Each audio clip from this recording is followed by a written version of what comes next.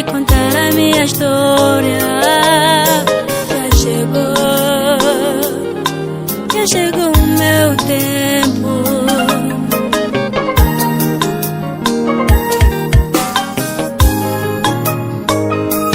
Dizer ao mundo o que o Senhor fez pra mim, mostrar agora onde Ele me tirou. Vou falar, eu vou contar tudo.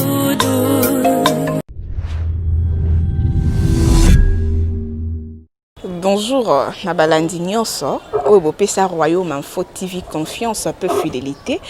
Des kaboué bibo sabonara na bino massivement na Royaume Info TV. Balobi aye moko le roi Charlie Sabaoth na lobi na lingara mingi ko bakisa le roi du Royaume Info TV.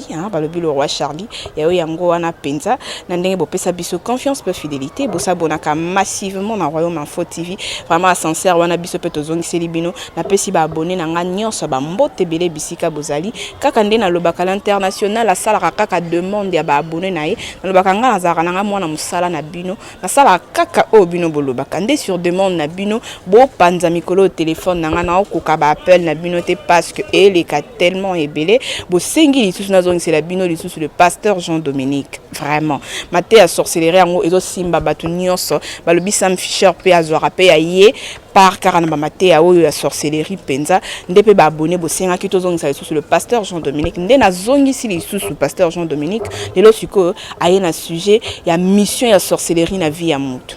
Mission ya sorcellerie na musala na yo, mission ya sorcellerie na libala na yo, mission ya sorcellerie na eloko nyonso oyo sala babi na sorcellerie na Royaume Info TV ekota te po biso awa moto na moto mission bandoki pena na Royaume Info TV esimba te parce que balobi le pasteur Jean-Dominique azalaka wana pe le prophète Isaac Mabonzo aigle majeur aveya kapona lisu likola lisu na bana na nyonso et ensemble chrétienne corps du Christ vraiment na zasu pembeni awa na pasteur Jean-Dominique ce qui Sam Fisher ko fongolanga déjà invité nanga. Bonjour pasteur. Bonjour maman nanga Imase Kiria. Nalingi omingi. Nzamba pambola yo. Merci. Pasteur bien habillé na leli licha makasi. Merci maman. Kande bozo mona, il est là. Pasteur Jean-Dominique na zongi si elisusu alobela biso. Aka Ernest vraiment boyebi ke bino pe bo sepe na masolo ngo bobi potope leli masolo ngo makasi pasteur ye lisusu aye susu alobela biso lisusu makambo ngo penza sur la sorcellerie de to ye lelo aloba pe nini sorcellerie ko sa na vie ya mutu nga naza mieux placé alobela bino te e nga beta lisolo bio po makambo no ye bango te pardon nga na côté wana na kokota te ni na nina zongisa micro et pas pasteur alobela biso. Quand on a mis ça dans le loba, na sepelaka vraiment na ba prédication na epo izalaka bien makasi nde micro nanga ndenge ezozonga pas pasteur izapo alobela biso a expliquer sur ce peuple de Dieu a expliquer sur ba abonné na biso pour ba abonné na biso ba chrétien pe bazé belé baza vraiment belé donc pasteur a mekali sur kolobela biso sur thème na ye posa sujet ye eza thème ya ye maramnyo faisait ye yenda za mieux placé à kolobela biso nde micro na ngai ezo baluka déjà pas pasteur pour ameka un peu pour expliquer. Oui, en tout cas merci beaucoup Nzambe azwa lokumu pour accepter faveur.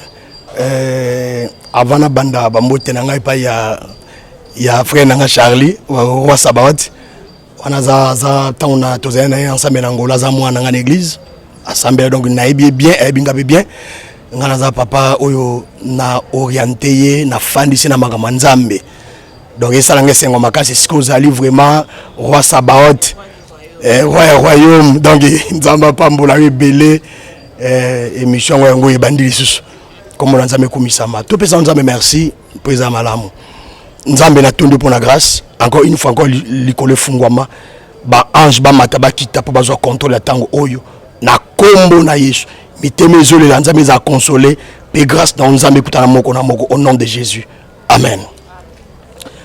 Bien aimé merci beaucoup le chouchou to parler un peu sur la mission des sorciers musala ya bandoki so tolandaki na émission où il est kaki parce que bino de bozo senga yango tozonga kaka so pona bino de tozongi te to le bela ba phase où yo mutu sengeli a traverser pour asa déclarer sorcier conscient Donc dans la sorcier conscient, tout le monde qui phase la contamination, tout le monde qui phase l'initiation, tout le monde qui phase la consécration, tout le monde qui phase la responsabilité, puis tout ce qui est dans la phase de la mission. Or, dans la sorcellerie, dans le monde mystique, la chose la plus importante, c'est la mission. Donc, sans mission, sorcellerie est coopérée, sorcellerie et opéraka, nakati ya mission. Ya on a bien aimé Bible lobi na biso d'abord. Ce qui moto ya makasi azo veiller, aza bien armé, azo veiller na likolo ya ndaku na ye. Toute sa maison n'a pas bien naïe et ils en sécurité. Mais son moutoumou est plus fort que ye aïe a dépouillé la arme naïe. C'est alors à vos possession peut contrôle il y en a qui n'est pas bien naïe. L'homme fort wana na katia parole de Dieu ezali mwana nzambe na ba arme spirituelle to yebi mwana nzambe oya banga nzambe na ba arme spirituelle. Alors quand le diable les sorciers a exercé mission à quoi la forme ya l'homme le plus fort pour à désarmer alinga boto la ye ba arme nyonso bande ko se confier na yango na simanango à détruire malamu. Donc nene so mwana nzambe avant que le diable exerce mission na ye to bande ko sa mission na bango il faut ba désarmer bateau, il faut ba dépouiller bango ba comme ça bango faible pour ba exercer musala bango pour bande ko travailler malamu. Nzamba lobi ke ba kubundisa yo ba olonga yo te oyebi mission ya ba sorcier et pas na biso les non sorciers ezaja bataki eza ba combat ndeko ko ba teko non ngai ndoka watake te po okota na église de onga na mbelo wanga na melaka masanga nde ndoka zo attaquer mutu nyonso okota église te awatake yo mais cible ya ba ndoki mingi ezali bana mike cible ya bandoki ezali foyer, cible ya bandoki ezali aussi église parce que église c'est la grande maternité au bana bazo bota mikolo nyonso bana na bazo bundisa les diables au bazo détruire les diables bazo bota mikolo nyonso bana ba enfant spirituel motoza mo pagan na bongo motema. Pourquoi l'église azo libérer bato bandoki bakangi po baboma église na nzaba prier ba oza libérer. Il y a une église, ils allaient monter la cible là-bas. Alors, sur ce temps, on a recevoir la sorcellerie. Tout le monde va opérer ça y est mission. Et mission va opérer ça aussi l'esprit on va accompagner la mission na y. On va ensemble pendant tout le temps. On va travailler à Banautinda bango, tout ça va déjà des monologies et mais et c'est retoyer bamakamboyo pour te orienter ba prière na biso. Quand on veut chasser la sorcellerie, il faut chasser les esprits au ba accompagner ka yé na kata misa na yi. Et souki wana te. Eloni basa yé mo osala. Il faut maintenant à chercher yako établir son propre royaume. Donc il faut sortir na mission, il faut à ça le royaume na yé. Et si que pas organiser la première pas ya sorcellerie. Première part sorcellerie, il faut créer le royaume naïe où il a régné. Et le royaume naïe est plongé dans les ténèbres makasi. Le royaume naïe, tout le monde a esclave naïe, a sa autorité naïe. A créé mokilango wapi nakata mokinabiso. Donc a établi le royaume invisible nakata monde nabiso visible. Le royaume wana eko ozala le pangu na bango. Donc, il y a un royaume naïe, place où établi pouvoir naïe le pangu, place où il y a fandaka. Batuyo sobaga dans le pangu bazana ngata molili makasi. Batuyo sobaga dans le pangu wana bazana se abokonzi naïe. Au royaume naïe cause la balabala. Donc, a établi autorité naïe za chef à balabala wana. Asa misai na balabala zo dominer. Nzamba kumisama parce que le fils de Dieu est apparu en fait de détruire les œuvres du diable. Dans la minute où yo na kata vino misala ya certains œuvres tombwama. Bible binyo so tomba parmi les hommes est une abomination devant Dieu. Yesu azali banga ona oyo kwesa statue ya Daniel. Na kombo na Yesu onyo so eza construit na vie na obandoki batongi na vie na yo pour na mission na bango contre yo. Na kombo na Yesu logo ya libanga ezo panza na peso ko ba molilo za emporter ezo disparaître au nom puissant de Jésus.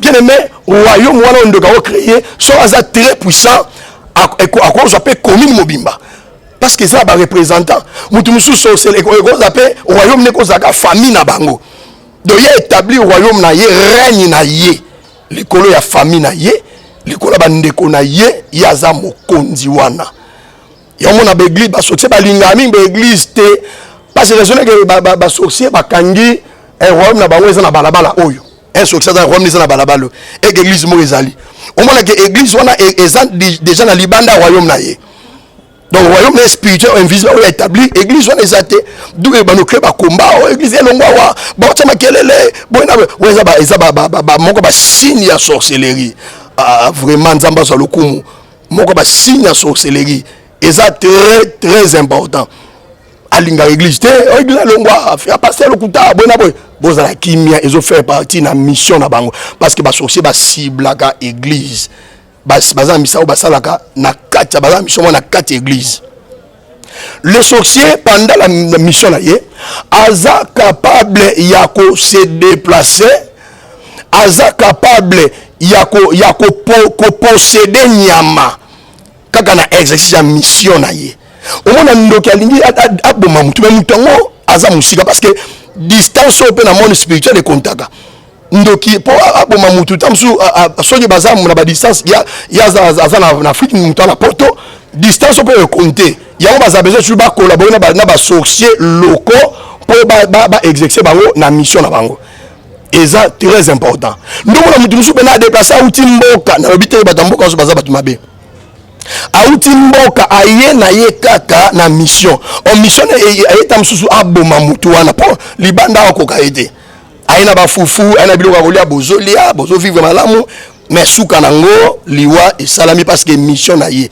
donc il est capable de se déplacer un habit déplacement cause à physique ou spirituel un sorcier qui n'arrive pas au compte na kata lupango ya moto avec son corps esprit à tango physiquement donc à niveau sur le plan spirituel c'est son esprit de fait quota mais tellement esprit il y a sorcier est sensible nana ba chose spirituelle eza vulnérable na ba moto ya nzambe so tini moto fait se manifester a préféré à kota maintenant na nzoto akoya pe na nzoto mais azana kati ya mission na ye ya wana qu'on a conseillé ba nzambe toujours ba visite faut apprendre ba visite ba roko oyambi mutu prier pour notre tikata ba nzambe parce que oyebi esprit oyo et accompagné été visite nyonso ezalaka bénéfique té. Donc, sorcier la mission à se déplacer. Sorcier sous la mission à comprendre n'importe quel corps. Il y a ba nyama. Et nyama na bango préféré ezaka nya ou des ba sorcier place ba force ténèbres eza makasi. Au moins na kati nda ko par exemple ba multiplication ba yeba mpc. On ba puku ba komebele ba tambola ba insecte ba ngunge belé. Biloko wana yo mona normal non salité. Oh te ba mpc te. Biso mona ba témoignage bena mutu na ndako ba puku ebele obonde po na mai bo subima na ndako ba puku ba kimi mais fal ba puku on bazala ba puku ba la binote ba sauter bino ba sepela mais une fois bo sali service waki mai na ndako bo bonde nzambe mbala moko ba puku ba kei mais ba kende ni ba ngungi ba sine le pompa ite o bonde nzambe nya ba ndako le nya ba atiko le to ba nya ba le la sauter. Parce que qu'est-ce qui se passe quand on y a wazolela wana c'est quand sorcier akoko kota nda kuna yote a se servi na nzoto ya nyama a lancer son esprit na kati ya nyama wana au moins temps comme signe lokola esprit na moko boy koti et ko changer comportement ya nyama et obanda ko lelisa nyama na différent tozonga na kati ya parole na Bible tant ba demba ko tanga ba ngulu et puis c'est bangulu liboma vertige comportement ya sika ba ko mibwaka na mai donc nyama nyonso azali posséder na esprit impie a un comportement différent à chaque jour de même aussi les serpents tant azali posséder na jardin d'Éden tant le diable côté na kati nyoka échanger comportement nyoka échanger langage nyoka ça makambo ko sala ngote le la serpent naturel. Alors quand ça au côté il va se projeter na kati na corps ya vraiment na corps ya nyama moko boye na bi mama moko boye na bana okende ko sambela pona mama wana mama ko bafandi ka boye bamoni mbwa koti na lupango porte ya lupango clôture batika porte efungwa boye Mboa koti dans la chambre, a suivi un ami balé, a suivi payer moko. Mboa abibalandi mboa ti mboa kimi. Après quelques jours, moi il y a le besoin koufi. Après quelques jours, il n'y a pas koufi. Nani pardon, moi n'a mis pas la koufi.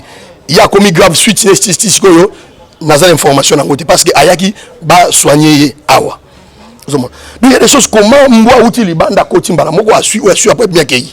Ce n'est pas normal. Et là, je ma biche parce que il y a choses elles anormal. Biso to mono normal. Ya mwa bitumba beti ka biso ezate. O tiganya wale la nyanzo landa mwasi na ye mais ala na basi mwasi ne partout. Ne ala na mwasi te likolo batol nanga.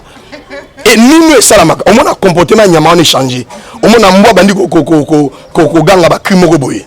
Ba kriso on na quartier makele on so makele zo e banda wana ezali tant présence ya ekat za reine na sorcellerie tant waya kaza de moment a plus invoqué à partir de novembre c'est la reine ya sorcellerie à tous les sorciers reine ya sorcellerie ekat esprit tant yaka amemaka soulèvement et si quand y a une invocation ami ezami na ba carrefour yo mona ba sorcier ba lokaka ba mingi ba invocation place ba za kebele na ba rond-point na ba plan stratégique il y a des monde on a combo ya ekati ndo mona tant présence sorcellerie côté na kata quartier to soki abandi ko ya o ka banya ba mwa ebele ba le monso ndenge moko ka o mona bomba na ba mwa pando la mingo ba mwa échanger wana mbwana pa kakelu ayukela ala la mwasi na ala bolingo tembwana c'est parce qu'azali amté azali envoûté alors na ka ya nyao tant nyao côté na kati ya lubanga ya moto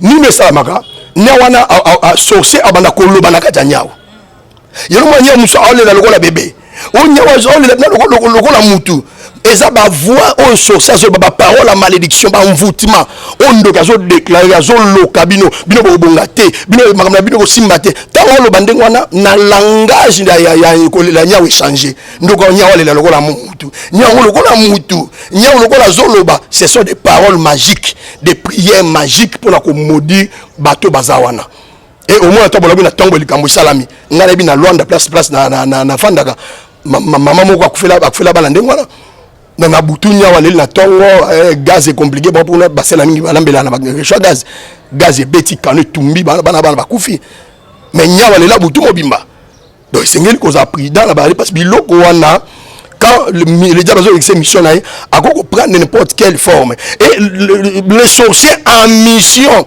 a quoi aussi ko kota na nzoto ya moto et ça ba tumsu baza procéder toi la carte de possession humaine ba esprit humain eza mutu musu bena ndoki afanda la kata nzoto na ye et au moins tambo sa délivrance azoba bena ngai mutu boye ngai mama na ye mwano ya kobala te mwano ya kobonga te pona lingi abala te mwano fona boma po nga mama na ye nga ndeko na ye donc so ça capable ya ko habiter pe na nzoto ya mutu d'une manière systématique na forme ba démon et depuis maintenant na niveau na ba niveau bandeko mission ya bandoki et ça le mot très compliqué et à part wana ndoki nyonso ko exercer mission na domaine oyo azali habile na ibola ndanga malamba ndeko na place bozali sorcier nyonso la mission c'est la habilité oyo yazalango a sala kindoki na c'est la classe oyo yatangi nda ko pratiquer kindoki na ye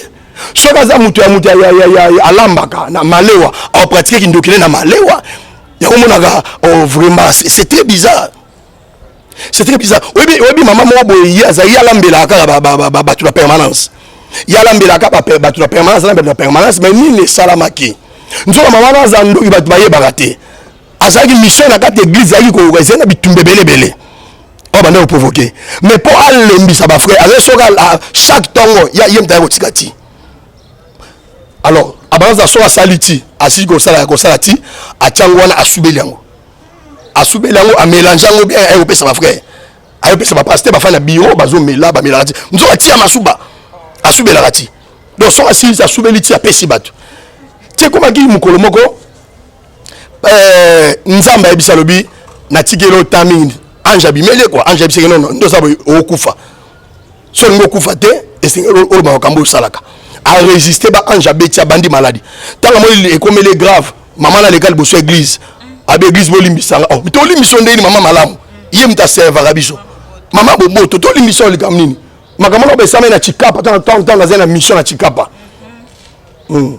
donc tant na chikapa précisément mboko na kabungu nde place makambo isalamaki alors mama wana alobi ba église bolimbisa ngai ba kirie abiso na sa ibino tinde bomelaka awa chaque jour so na sisi komela ti wana na subela rango donc bomelaka ti oyo ni sa ba santi na suba na ngai mais ba frère bazaki na ba sœur ba chamusa ba sanzo sanza ndeni yango c'est côté des gens sont là donc même to keba na ba malewa oyo to kotaka kota ozota yo ebité ba pouvoir et mutu mususu chacun ko pratiquer kindoki na ye et sita oyo ye azana na maîtrise makasi. Combien de personnes à Malé wana à boire kamé bibembe azuma bibembe sopi na biloko kolia la sopi na Malé wana bomona eh maman alamba biloko bien alamba biloko bien eza ba esprit ba envoûtement des ezo benda batu chacun veut pratiquer sorcellerie na ye même dans ma construction ndaku tant yo zwindaku luka pasteur ça mais tant ezo banda tant o tafo on va comprendre que il y a des choses qui se passent pour la mission me benga banda musala moko au moins mokonza mboka ye a poser libanga ba comprendre la tête et ça racine il y a alliance ça makambo ça ma c'est le monde spirituel déjà bazo yo ba sopa na mabele ba ça libation ba ko ta content ba esprit à territoire parce que chaque territoire ça a esprit nango donc alors pour ba senga lokola nzela na ba esprit ya territoire ba senga nzela lokola na ba koko yango mona temps ba tshaba benga ça pomba ça ni ba poza libanga ba sopini ni moi mai les amis mi masanga ou ba tshaka wana et ça na façon ya spirituel ou ba doit comprendre était et ça mission yango pour na diriger le ba David sans Zambé et ça difficile yango il est le parmi ba seul le roi ou atika au servi big côté pour ça David pour moi yo so banda ko banda bien mais ba réalité oyo okuta wana tinda ya okenda ko simba o cdga et ça ba que il faut tamba na province o visiter mboka tant visiter mboka ba beta mabo ba peso mbote o to ba peso mbote ba peso sorcellerie à pouvoir pour diriger mboka malam faut gagner kindoki ba mboka na nyonso c'est ça la difficulté pour ba président bazanango il faut maîtriser kindoki ya bandundu o maîtriser ya Équateur o maîtriser biloko anyo sta wana okende ba o ba bazobina ba peso mbote batazo ba peso nzete bi monika ba peso mokonzi nzete on nzete ba peso na pouvoir mo ba peso sorcellerie en possession spirituelle mboka na o mokonzi azui bino bozwe baté ta ya des choses ça ba se rendre compte mais na makambo nyo sonena yebisa yoka kozolanda ngai ezaka la mutu moko aza le roi des rois aza le seigneur des seigneurs o bible liboso na ye mabolongo nyonso esengele fukama pe minoko nyonso etatola ke Yesu Masia aza mokonzi na likolo efukami na mabele efukami pe na se ya mabele na kati ya mission ya sorcellerie to lobe pe na se ya mabele to découvrir ba mystère ebele ou eza caché na kati ya mission ya bandoki un sorcier par exemple médecin ndoki wana sorcier wana azamunganga mais aosaela kindoki na kimunganga na ye quel sera son rôle dans la médecine moto nyonso bandoki bazo ko attaquer ba betaka ye lembo eza batu ba fika na ba marque invisible ba omona ya omona ngote ba luki ko boma na ndako ba koki yote ba membe ta na hôpital médecin wala za yandoki atali a muto bazo lukaye muto ba bomaye na contact quoi qu'est-ce que le médecin va faire à ko faciliter œuvre wana on a libanda ba okai ko sala ngote o tonga mabe babe tonga mabe o mutakota kufia kota ki bien muto banda ko landa mais lui le ko la médecin aye ko réaliser o batu wana ba ko sala ngote na libanda donc sorcellerie est vaste chacun a utilisé ce kindoki na ye na domaine oyo ye azala maîtrise makasi ya omona bembala legi eza pasi obomona ba signe ya sorcellerie directement parce que sorcier za hypocrite a ko établi personnage na ye par rapport à mission na ye personnage eza lokola rôle tout le monde na ba film comme acteur exemple Arnold Schwarzenegger mais na film wana azali John donc John wana azali personnage yé mutoza Schwarzenegger eza forme mususu oyazui yoma pour découvrir ba sorcier ça passe pour balinga ko se cacher balinga ko se camoufler son nzamba révéler yoma pour répondre na makambo comment tu vas découvrir mutoza ndoki Première chose par la confession. Yémonde Faibso Gazaandoki. Pour ce yémonde dans l'obité, aux amba difficulté. Deuxième chose par la révélation. Nous avons mené face au lanayo. Parce qu'on n'est comme l'Arabie. Quand Dieu nous parle, tu as douté dans Nzambe, tu as dit mingi batu. Yango tu es chouara mingi.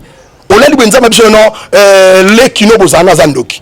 To moi no bo tu aza robé banzamba lobi na yo. Yo ce que tali moi na yo, hôtel et les kinanga za gentil maman na za gentil oh. Yo so se confie plus c'est pas ya Nzambe, to se confie pas ya mutu. Ba Nzambe Nzamba pambola bino. Ba comprendre pourquoi na loba kaka makaba bandoki pa ba mama, ba papa na biso ba biso mingi o ba kola na mboka. Mingi ba kola na mboka, ba ba problème wana pona nini. Tant bazo kabwana na ba parents na bango. Et ba ya mboka mama a regretté, ba koko na mboka ba regretté, moi na zo ke to no mona été. Et ça passe alors poto mona na ranaye. Tu ba état santé na. Le téléphone est zaté, il faut te laisser kindoki.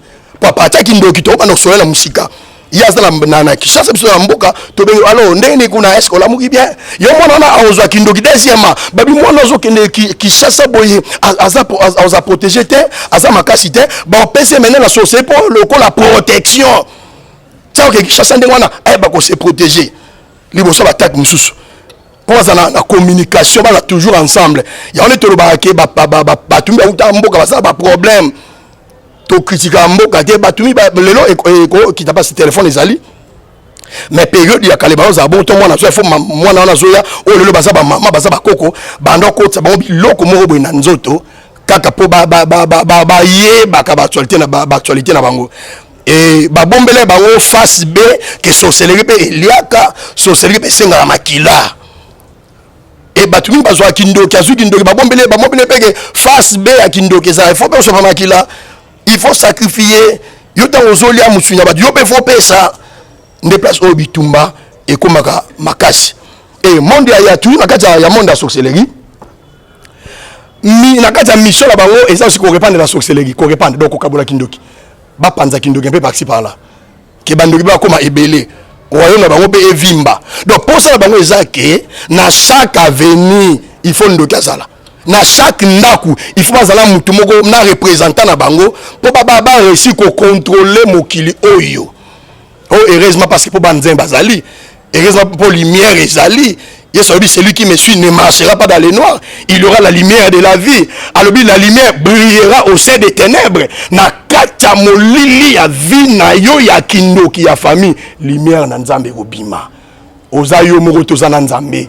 Mais les sorcelleries et ça na makamusu oyo so ba bisio o tata kate oyebi na kuta na mwasi moko pendant na bana ko parler surtout si la sorcellerie moi ça wa ye ko tubela akenda ki azambe so dominer mobile na ye beso babi fallait sa mobile na ye salité moi so ma fan pena na mesa mobile za mokonzi ba fa na mesa boye azui salité na ye na loboko na musapi acheboye aïe ba nanga est-ce que lingara bon ba bigi na lingara le quoi biloko exagère ba domination parce que loko ba mbape sa mutu pe kota mutu Kindoki faut dominer na mutu wana pour efanda bien alors tant mobile habiter na lingara za moi na to fanda ba mule belé abiso lingara li eloko yo atala boizaki salité ne nzoto kaka moi ça jui mobile jui kaka wana aller yango une semaine après OK musabe oh mais yo musandeni otata la liste on ba basi ba longola yo na musalo ba raje ata la liste bato balongoli mutali boso continue o bachela ke na banque nde balongoli na musala asai l'autre azai mokonzi et comment ata 5000 francs de ya makambo sama na Angola donc sorcellerie eza pona ko déstabiliser pona ko mema bato na passe ko kabola Kindoki biso nde tozone biso ba chrétien to négligent bibebi allez faites de toutes les nations mes disciples mais biso ba ndoki ne bazo accompagner au bien.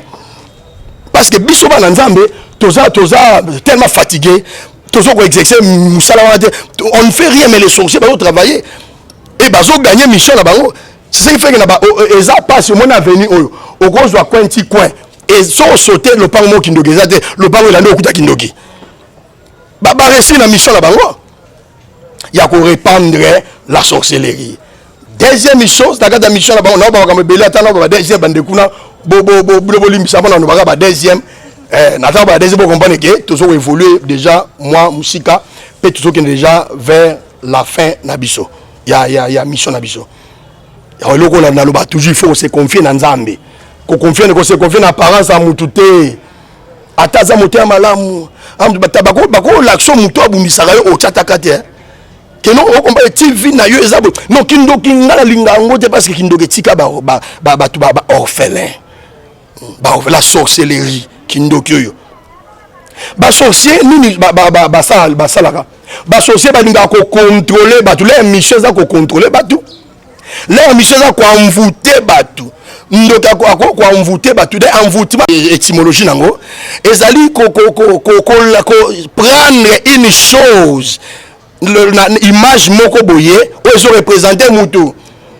Donc la grosse selon moi ezali yo. Mais ils ont une akemé na même dans monde de ténèbres. Il y a un bon qui va comprendre le côté.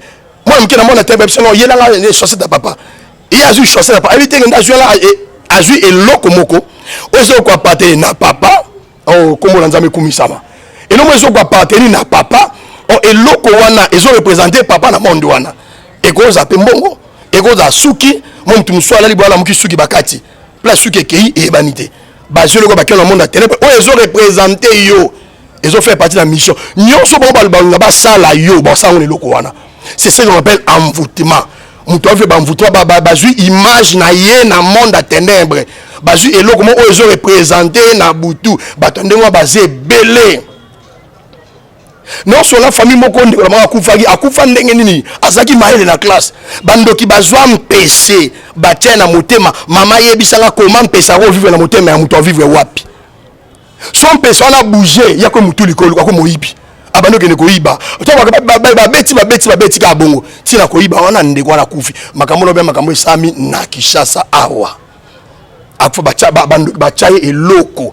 Parce qu'il y a des gens au bazana kata mokili, au bazo vivre na biloko bandoki na nzoto na bango, ya on les trouver bango. Na linge mission on de ko na landango nzamba sala au grâce. Il y a des gens qui sont envoûtés. Pour ça, succès ali yo la kamikolonie so. Place sengwe zali c'est peut-être tristesse zala, confusion zala, échec zala. O makamio so simba. C'est ça au mission ya ba sorcier parce que le voleur ne vient pour dérober, égorger et détruire. Ba ça ba disciple ya voleur. Mais Jésus-Christ est venu pour ba brebis, bazwa vie et bazala dans l'abondance. Bien que mission ba sorcier, ils ont très dangereux. Moi dans le bango te faut sorceller dans ma famille zali baza mission dans la famille baza mission dans la église baza mission contre ba chrétien baza mission contre ba individu donc ça sur ba chapitre surtout to ba nous fungolong auto gene sous musika la mission associée dans l'église en nini na ba famille en nini kindo ka famille et puis la sorcellerie la plus dangereuse c'est la sorcellerie à famille on est quoi isarabilombe. Au moins na mutu na bunda mais kindo ka famille ko ici parce que ça ma makila bazama kindo ka famille fanda na makila et puis kindo ka famille za bloqué banda na bomwana wana mukolo tozwa tantôt parler sur la sorcellerie à famille na ko expliquer ngo bien pona bima na libanda ya makambute. Donc il y a des sorciers o yaza districteur ils ont ba sorcier msu o yazali o ya mona roi il le roi protecteur nga sorcier protecteur ya batela la famille mutu sonta ba batela ndo batela pamba. Ndoki amibengi protecteur mais en tabat bazo kufa azo participer na liwa batouana parce que place ki ndoki zali il faut toujours maquiller tanga il faut toujours batu ba lela na kati ya mission ya kindoki même mona ekangi quartier mo boye bana batanga raté donc kuna même ba phénomène ba kuluna o ça ba phénomène spirituel so bandi ko attaquer kuluna kaka na masas na et aussi mbaté. Et l'on dit que ça va détruire scolarité. Moi, na lingi otanga te parce que scolarité c'est moi très important. Pour mutu atteindre des destinées côté nzamba mais même mutu fatanga. Nzamba bi yo za président. Na bi ke nzamba so ni ko imposer loi mutu oboya zate. Mais so za président, a bi ke faut les grandir la classe. Mais qu'est-ce que ba sortir ba salaga? Ba briser scolarité. Ba transférer ba tout na ba vont rien ba inutile. Mutako me okuluna azo sepela minta azo sopa makila ta azo bunde comme sengo na ye ba kulu il faut ba landa wana ba question spirituelle il faut nous les pasteurs tout ça ba veiller tout ça te ba veiller non mboka zo sima oui il faut prier pour les pays oui mais mon koli pe to ça pe non lelo veiller lelo bisanto kuta na marti car poto sambela pour ba kuluna esprit wana ebima na kati bana wana baza envoûté et ça œuvre ya sorcellerie na kati na bango do ba sorcier banga ko envoûté batu et sorcier banga ko contrôler mutu. Alors sorcier na kati ba mission na bango, ah mon Dieu, na kati ba mission sorcier. Pour exemple yo olali bola olali moni elamano balier elamba balier ngo dans son apuku. Pourquoi ça pour mon normalité? C'était un esprit qui a traversé na esprit na kati apuku wana. Pourquoi comme conscient? Parce que quand le diable est à côté na kati nyoka comme il conscient. Nyoka soit conscience. Pour nyama na conscience même nyoka soit conscient comme intelligent. Donc pourquoi comme intelligent? Et biloko o yazoyi ba wana ndenga zoyo bilo ezokende directement na monde ténèbre et kende ko représenter yo. Et comme objet bitumba na yo. Donc monde ténèbre eza na makambo belé. Alors na kati ya kindoki wana na ba envoûtement de tolobaki mutu musomo na mutu bakati ba trompe. Physiquement ke pa munga c'est non bien. Mais spirituellement ba longole ba trompe ba trompe te. Au moins moi c'est ndenge zo ko botate. Ba sali ba effort nyonso o botate. Mais ba minga ba ba ça normal. C'est parce qu'il y a des choses où ils salama na kati ya batu. Et moko ya mission ba ndoki ya makasi au place na fanda pena ezali ko boma. Bandoki balinga ko boma batu. Ndoki abomaka fort. Et le sorcier d'abord pour la nini ndoki abomaka mutu. Ndoki abomaka mutu pour na pas envie, pour na esengo na yeba caprice na ye. Ala sabino ge yaza puissant. Pour so yo on a banda comme ça. Yo on déclare pas le pango. Est-ce que obi ko le pango place nazali? So mutu bonde bandoki baza ba dominateur. Banga ko intimider batu. Yo olo banini est-ce que maman na zoapi so tuno babiloka ke obike maman na kufa a tuno bongo senge na liwa ya maman na yo ya yebi likambo a participer. Et puis moko ba signe ya sorcier ya ba mutu andoki so moni mutazo dévier cible, c'est-à-dire muta kufi na kindoki mais puis lokta mongo bolende makambo yazo kenete akufi kuna na likambo parce que les sorciers baninga tu ko cacher makambo muta kufi bandoki balieye bandoki babomiye. Mais bon, non, ils ont bandogité, bah même bien na cible mususu. So moni mutu mo oyo azo humilier et bembe. Mutu akufi déjà yo sekaye. Et d'ailleurs baloti na bembongo te. Azui, maman mo azo la bongo. Moi na akufi azui, abaloti na bembongo te. C'est maman na a participer na liwa ya moi na ye. Pour moi comme mission ba sorcier zali koboma. So ça ba ngabo pa la sagaza le tout puissant. Ndoko za le tout puissant. Nzambe to sambe ndaza le tout puissant. Yo sala oyo zawana. Yeba mukolo nzamba kotelema yoko kokwela sama bele muto atia libanga na mokilo asate. Alors baba sondo taboma mutu pona ba caprice ndo taboma mutu pona ko faire souffrir une génération. Obi lelo batumba kuma kolela aloba nini ngabena depuis maman na biso akufa nde na kuma ko souffrir. Pona ni mutu ala saka étoile maman saka na mbongo ebele papa saka na mbongo ebele yala banga saka na mbongo ebele bana salisa bango bato bandoki baluka ka bangwana. Pondo kalanda étoile, nous kalanda n'importe qui te. Aluka mutu aza l'étoile munene pour so abomier et peut se pouvoir dans monde ya spirituel. Donc bando ki ba bomaka mutu aussi pour la pouvoir, pour epesa ma kasi na butu. Pouvoir ba sorcier. Et le ba sorcier ba bomaka mutu mususu ka pour ba tinde na deuxième monde ba bimisia na mokilio yo. Ya mo les mutu mususu aza akufa na mokilio maza vivant na deuxième monde. Agenda au travailler, eza ba mususu ba sala mbongo ba teka pour na mbongo. Agenda osala mbongo yo on préparer thème moko non parler en haut non parler non parler la délivrance après la mort. La délivrance après la mort. Il y a beaucoup de gens qui ba kufa a ba travaillaka makina ba zo mvoa misabato aussi pour enlever obstacle. Ndoka la sa musala sandike ngaso na tango na yaka ko menacer bato yo muto mtakote la bango tango na yaka ko menacer et puis alors bato basa ba cible mingi ya so basala nzambe.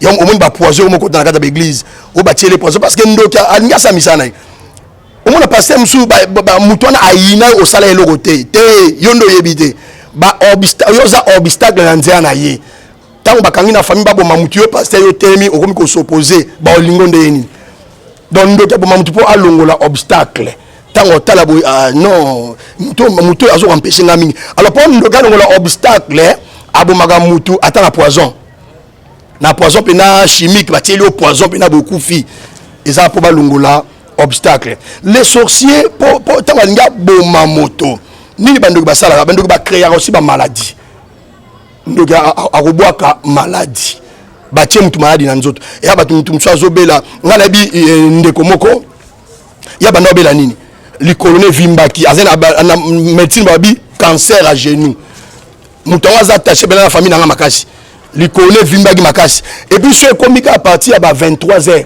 à alela kati ba 5h ti kolela ala la raté na mo ya kolala bato so bamoni ke za cancer était ezaki nzungu bandoki batiaki na likolo yango vimbaki bongo do bande kolamba misuni ya bato na likolo na ye yango so mi 23h01 ta salaire wana ezo mata ba olamba ba osela likolo wana ya olela butu mobimbati tango ba osisa ba lie ba kei na tongo nde ya songi normal ati kolela c'était la sorcellerie kindo yoko ko paralyser moi moi alobi a témoigner alobi bepsenga na bomo mobali na ngai mais na raison mobali na ngai mutamemenga na poto mwana boma ezate na salika ba kufi ba lamuki to invoquer l'esprit de mort ba lamuki ba subi na zui masuba wana na pakoli na elongi mobali na elongi na baby si mobali na ngai lobi tanga ke musala alongwe balongole musala deza bandoki musuba ya ati musala kaza mokili aye bati bandoki bapakole masuba ba musuba pakola bango nini ba salite ba kaka na elongi na nzoto yo moya pambola mezate po ndoki alinga tiko maboko pamba mais projet on nzamba za pour les projets à bonheur alors ba créaka ba maladie et ba maladie wana o mona maladie ngo oyo e mona na raté eza maladie musumu to bela maladie ba comprendre te o fa maladie ngo za nini au moins ma maladie ba ken hôpital maladie zo mona naté et puis ba maladie wa eza loko eza maladie moko spirituel ata ko pesa ba traitement ndeni aussi la té parce que agent causal ya maladie wana c'est un esprit eza microbe té eza virus mais c'est un esprit eza créé par des sorciers ato pesi ba kisi eza compliqué.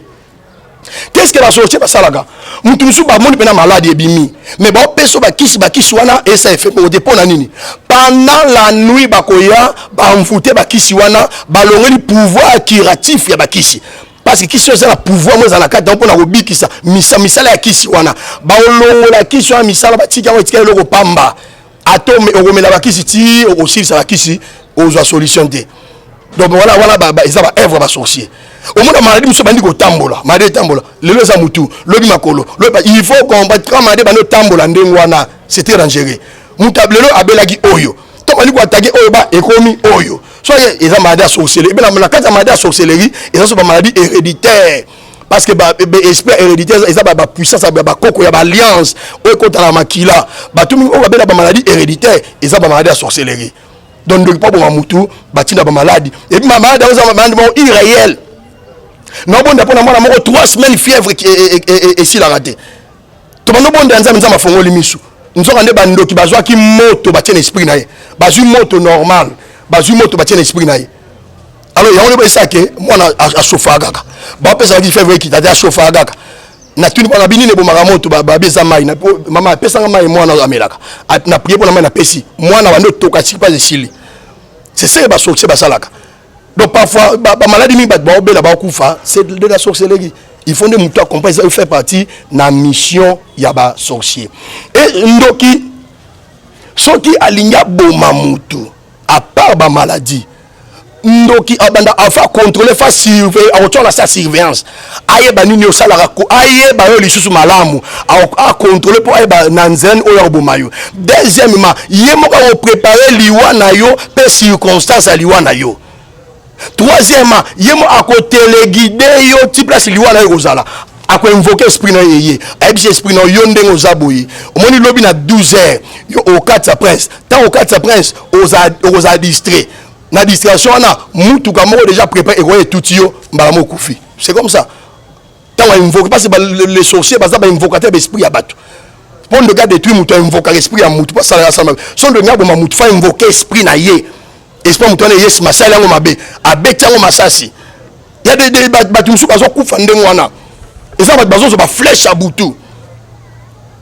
Eza makam oyo misa obando ki basalaka omona mutu bala mwina tonga fandi na gaga 12h awo lo mwezo soye 12h abimita okata prince ka ba kame tutie o asala accident tanso emona na répéter et na ba examen zo mona te to be ba maladie musu ça compliqué maladie musu oyo so be prière au senti maladie ngekiti il faut aux appridant so be bonde pona mutu moni maladie ngo esili après zongisi que ça mutu mo document za pembeni wana so bino bobonde malade longwe yaye azongisi ils ont fait partie de la mission ya bandoki ka pour provoquer la mort tout ça la mort naturelle où tout le monde sengela kufa et tout ça la mort artificielle liwamo eza mort moko manipulé une fausse mort eza mort moko triqué o batu basalika basali kola mutu akufi mais nzoka mutu wana akufi na yete donc sorcier basala makambo wana na kati ko planifier circonstance ya liwa na bango ah mon dieu bazo planifier circonstance eza batu mususu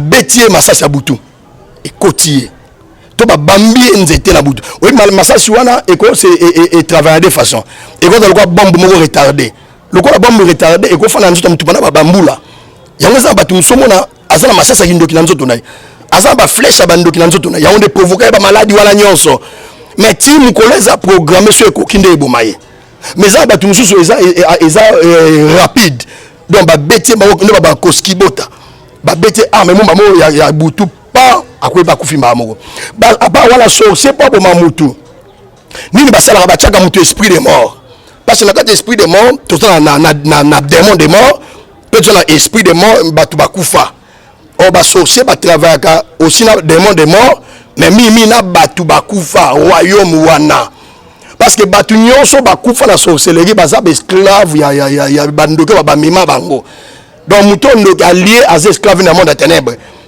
et so ça a besoin de service na mokilo aza capable invoquer na mokilo pour ça ba service si vous so bandoke ba bon mutu ba sala ni bon esprit de mort ba invoquer ba cimetière ba latisi mutu beso ali otambo na yo batu bando za na yo yomo emo bando tawo balo tindoto tamso kufi to bangomba bando to kufi oh baliwa msuya bandoto wana balo tu bandoto kufi eza déjà ba mort moko anticiper pe célébrer na mona ténèbres donc na mona ténèbres si ba bomaki yo basi ba célébrer mort wana basali funérailles na yo basali matanga na yo tamba na mokili olotaka ki non okufi et reste pas pour y sur le but je suis la résurrection et la vie o bandoki balie wa babomi wana eza yo te eza mutu mususu bamiko aussi po yo barolia yo te et oko remarquer mutu akufi moso avant kufa azo ningana etala ye oyo nazo mona zo azwa ngai so mutu alinga kufa akoma na deux visions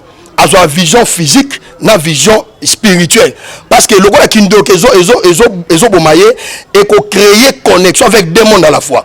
Et puis bando ki bato o mona ka wana nde baza bato babomaki ye nde bawa kozwa ye o mona za hôpital bandu gango s'agiter nazo mona batu na ye wana zoya nazo mona aotala batu wana nde baye kozwa ye yosko mwanza me force la sage comment la kindoki partout comment la satala partout te so za oza oui donc so prier oui donc so oui donc so na sopela na misu mutazo o ganga sopela na misu boma misu po amona bango te pe melisa oui donc so la po bando bakanga mutu voix so ndo bako ye azo etomona akomota akomizo babu awomona bango mais awolo bati parce bakangi voix prier pour les sopela oui donc so na kata na mongo na ye amela oui donc so po efungole voix troisième azwa oui donc so sopango na salle wana pour créer différence pas ndo kaba oya o mona mutazo ko fepsa mina bozo mona tayi la yeti nazo mutu ayo so nazo mona yo zo la bino atika bo monde azo délirer to bo monde lo moté et ça réalité batonde baye ko bato baboma ende baye ko soyer alors yo pour déjouer plan wana il faut toujours ata oui dans un joie mai purifier sale au bois qui mai sikazali au bois qui mai il ko batol au juma yo no melise po ba okange mungo pour ça ndo ba kande suka nango mungo ekangama isa ba signe mo wala pesa délivrer comment délivrer mutumo oyo bando bang bali akomi ja suka moko pas délivrance o la pesika wana au près pour nous réclamer nzamba sungaye au moins mutumo so akufi même mi chezo bima et bien bakufi mazotoka mutumo so akufi poli rapidement parce que c'est un rituel parce que na vie na et permettre que ou mais la faut kunda rapide parce que so il faut bakundi bango bakwa na butu ko invoquer esprit ko bimisa yango pour ba envoyer na musala au bon balingi. C'est ça après la mort. Il y a des gens dans le cimetière bakinako dans où il y a kufi bakundi na butu wana kaka bandoke babumaki ba ye ba invoquer ba bimisa esprit na ye ba sa musala au bon balingaki ko sala. Donc ça ba chose moko c'est au moins mutu so akufi mais full azo saigner parce que ba beta ke loko na kati a exposer na kati nde meme na liwa mutu akufi azo lela mutakufia yazo pola mutakufia bandi ko vimbaga bongo eza ba signe ya liwa moko ya malamu mingi te. Mais David alobi na makomi na nzambe alobi nga na okufa te na ko vivre pona ko tatola bolamu na nzambe. Na ina biso pozolanda ngai yo za tema bolamu na nzambe. Mission ya nzambe na vie ya nzambe na vie ko kisama bando ki badin ba sorcier bazana pouvoir te ko bomo na yo. Be esprit de mort wana bazonga na cimetière. Ya mai bazo ya ba sirene bazonga na mai. Ba masque vient soane ko lungwa pe nzambe opesa yo kimia malade ne ko sila yo na kombo na Yesu. Amen. Vraiment, moi aussi, je ne mourrai pas, je vivrai et je rencontrerai les œuvres de l'Éternel. Vraiment, à peine à Yambi Malobango. Pasteur Jean-Dominique, nous sommes aussi arrivés à la fin de cette émission. Ce que vous en avez dédicace et puis mot de la fin, Nayo, parce que tu commis Penza Nasuka déjà émission. Ah, Nakozonga Boité, triste mémoire, na petite sœur Nanga Rachel Longo, où elle a son na mokina bisoté, à Koufi il y a une année. Alors, ils ont triste mémoire pour Nangaï, Nailo Kowana. À part Wana, merci toujours à Roi Sabaoth. Roi Sabaoth, merci na Sena Kiria pour nous disposer de temps. Merci na papa Nabiso, papa Sam Fischer. Yenda Zobili, la patience est belle pour émission yezala na chaleur makasi.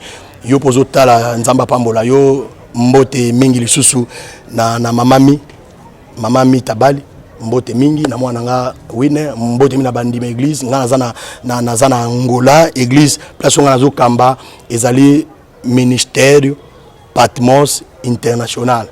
Eza na Kalimba Doge soko mina peuple wana okomona nga ba numéro za wana oza besoin likambu benga to so la pour makambo ezali tellement sérieux. Nasuki wana.